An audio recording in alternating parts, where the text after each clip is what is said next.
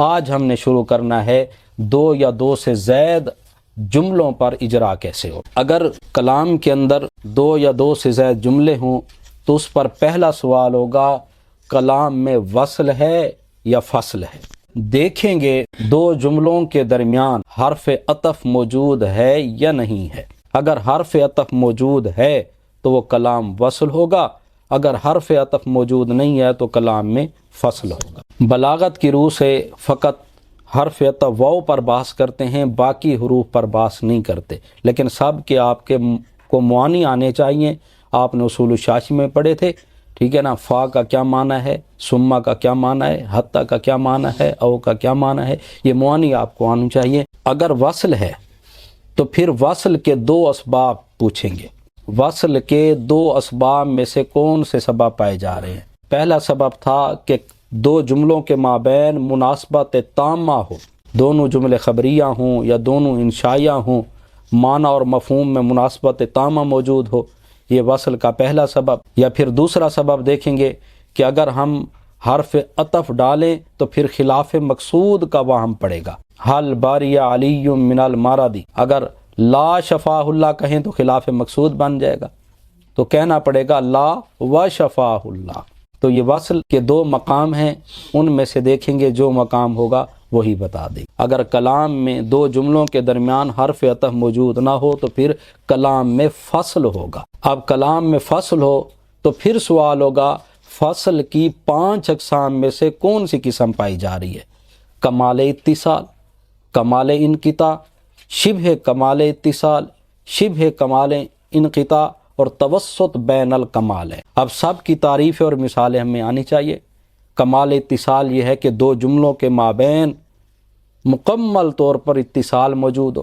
اتصال اس انداز کا کہ دوسرا جملہ عطف بیان ہو، پہلا معطوف مبین ہو، دوسرا جملہ بدل ہو، پہلا مبدل من ہو، دوسرا جملہ تاکید ہو، پہلا مؤکد ہو۔ چونکہ مؤکد تاکید، معطوف مبین عطف بیان، مبدل من اور بدل آپس میں کمال اتصال ہے۔ امدکم بما تعملون، امدکم بانعام و بنین، یہاں و امدکم کہنا صحیح نہیں ہے۔ قال یا آدم هل ادلک علی شجرۃ فوسوس الیہ الشیطان قال یا آدم، وقال کہنا غلط ہے۔ کمال انقطاع، دو جملوں کے مابین مکمل طور پر انقطاع ہو، ایک جملہ خبریہ ہو دوسرا انشائیہ ہو۔ وقال رائدهم مرسو نزاولها، تو ایک جملہ خبریہ دوسرا انشائیہ، ان کے مابین کمال انقطاع ہے۔ پھر اسی طرح شبہ کمال اتصال، شبہ کمال انقطاع، توسط بین الکمالین، آپ ان کی تعریفات آپ کے ذہن میں ہوں گی۔ تو پھر سوال ہوگا اس پر کہ اگر فصل ہے تو فصل کی 5 صورتوں میں سے کون سی صورت ہے کہ کمال اتصال ہے یا کمال انقطاع ہے یا شبہ کمال اتصال ہے یا شبہ کمال انقطاع ہے یا توسط بین الکمالین ہے۔ دیکھ کر بتائیں گے، جو صورت ہوگی وہی بتا دیں گے۔ اس کے بعد سوال ہوگا کہ کلام میں ایجاز ہے، اتناب ہے یا مساوات ہے۔ دیکھیں گے کہ جتنی معنی اور مفہوم ہے اتنی الفاظ کو ذکر کیا گیا تو یہ مساوات ہیں، جتنی معنی اور مفہوم تھا اس سے کم لفظوں کو ذکر کیا گیا تو یہ ایجاز ہے، جتنی معنی اور مفہوم تھا اس سے زائد لفظوں کو ذکر کیا گیا تو پھر یہ اتناب ہے۔ اگر زائد لفظ ہیں پھر اس کی 2 صورتیں ہیں، ایک تطویل ہوتا ہے، ایک حذف ہوتا ہے۔ اگر وہ زائد معنی بلا فائدہ نہیں ہے، با فائدہ ہے، تو پھر تو ہے وہ اتناب۔ اگر وہ فائدے سے خالی ہے، فائدے کے بغیر ہے، ویسے طوالت کی گئی ہے، تو آپ دیکھیں گے کہ وہ زائد عبارت، زائد جملہ، وہ زائد کلمہ متعین ہے یا غیر متعین ہے۔ اگر وہ غیر متعین ہو تو اس کو کیا کہیں گے؟ تطویل۔ اگر متعین ہو تو پھر وہ حذف ہو گیا۔ وہ زائد عبارت کو دیکھیں گے وہ کس درجے کی ہے، تو کلام کو دیکھیں گے کہ کلام میں ایجاز ہے، اتناب ہے یا مساوات ہے۔ جتنی معنی اور مفہوم تھے اتنی لفظوں کو ذکر کیا گیا تو یہ مساوات ہے، جتنی معنی اور مفہوم تھا اس سے کم لفظوں کو ذکر کیا گیا تو اس کو ایجاز کہتے ہیں، جتنی معنی اور مفہوم تھا اس سے زائد عبارت کو ذکر کیا گیا تو اتناب۔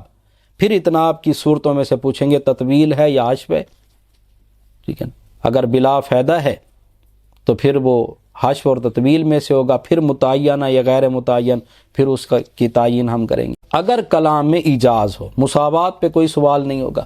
اگر ایجاز ہے تو اگلا سوال ہوگا ایجاز قصر ہے یا ایجاز حذف؟ کم عبارت میں بہت سارا مفہوم اور معنی بیان کیا گیا، اس کو کہتے ہیں ایجاز قصر۔ اگر کلام کے اندر ایک کلمہ، ایک جملہ یا کئی جملوں کو حذف کیا گیا ہو، اس کو کہتے ہیں ایجاز حذف۔ یعنی ایجاز کی کون سی قسم ہے؟ اگر کلام میں ایجاز ہو تو پھر سوال ہوگا ایجاز کی کون سی قسم ہے، ایجاز حذف ہے یا ایجاز قصر ہے؟ جو ہوگا وہی بتا دیں گے۔ پھر ہوگا ایجاز کا سبب کیا ہے؟ آپ نے سبب پڑھے تھے کہ پہلا سبب یہ تھا کہ جلدی یاد کرنا مقصود ہوتا ہے، جلدی سمجھانا مقصود ہوتا ہے، ٹھیک ہے نا، مقام کی تنگی ہوتی ہے تو اکتاہٹ سے بچانا ہوتا ہے۔ ایجاز ہے تو ایجاز کا سبب کون سا ہے، وہ سبب بیان کریں گے۔ اگر کلام میں اتناب ہے تو اتناب کی کون سی قسم ہے؟ عام کے بعد خاص، یا خاص کے بعد عام، یا ابہام کے بعد وضاحت، توشیع ہے، توضیح ہے، کیا بیان کیا گیا ہے؟ وہ اسباب جتنی بھی ہیں وہ سارے پڑھیں گے اتناب میں۔ جب اتناب کی قسم متعین ہو گئی پھر سوال ہوگا اتناب کا سبب کیا ہے؟ توضیح ہے، تاکید ہے، دفع الایہام ہے، ٹھیک ہے نا، کون سی قسم ہے؟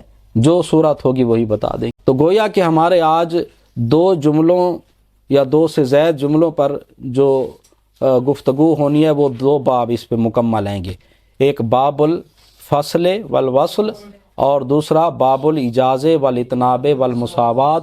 ان دو بابوں کے ساتھ ہمارا علم معانی آج پورا ہو جائے گا۔ خاتمے سمیت، خاتمہ آ گیا کس میں؟ کلام بلیغ ہے یا غیر بلیغ ہے؟ مقتضی الحال کے مطابق بلیغ، اگر مقتضی الحال کے مطابق نہیں ہے تو پھر دیکھیں گے اخراج الکلام علی خلاف مقتضی ظاہر کی صورتوں میں سے تو نہیں، اگر ان میں سے تو وہی بتا دیں گے۔